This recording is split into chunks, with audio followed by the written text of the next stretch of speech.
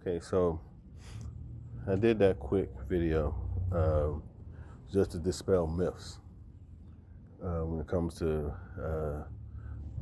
throwing knives, hatchets, even things like these, throwing stars, which I have a lot of. Have a lot of these things, right? And while you see, it can definitely stick into wood, things like that. All right, when we're talking about a live, opponent, I'm gonna use those words.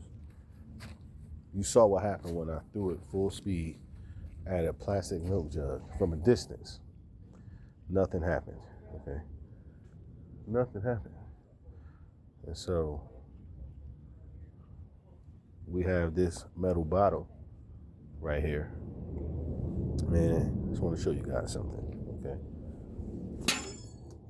same thing. Same thing. Now, if you look closely, see, it's a little puncture hole. All right. Definitely would do some damage. Definitely is unpleasant. Okay. But in reality, the weight of these things, this is not something like you see in the movies where people will throw these from distances and take an opponent out. It's not practical. It's not practical. Again, I enjoy these.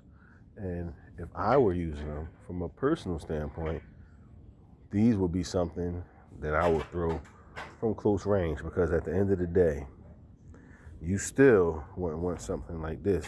This is a 4-point spike. All right. Let me just say this first of all. I'm in the city, so throwing a 4-point spike at somebody's face is not intelligent, okay, and it's not effective enough for me to risk the jail time. So let me get this out the way. With all that being said, again, you don't want something like this, okay, punching a little hole in your face, all right, or your hand, or your cheek, your nose, your forehead, because it definitely can do that. Okay, it definitely can do that. So you wouldn't want that.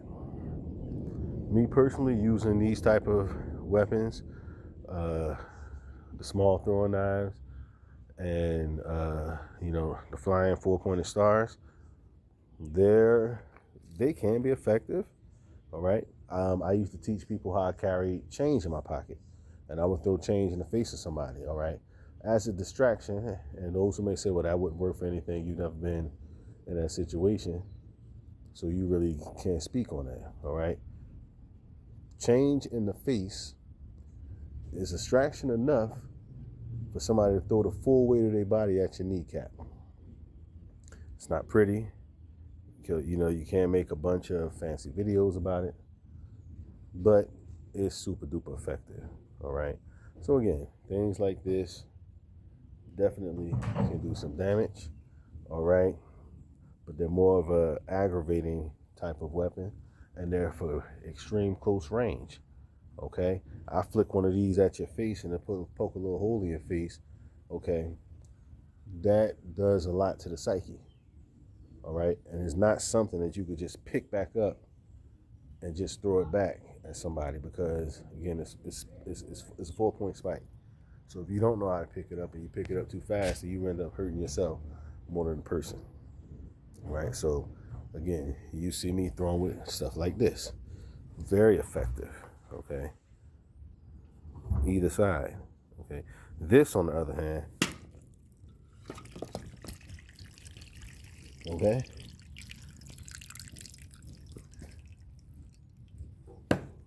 so if you're gonna choose to get into that type of game, the throwing game, and you're trying to train realistically for combative purposes, these are cool, but understand their function. All right, because they do have a function, they have a limitation. So get you some understanding on these. All right, again, very cool weapon, has a function. These, on the other hand, that's a different story.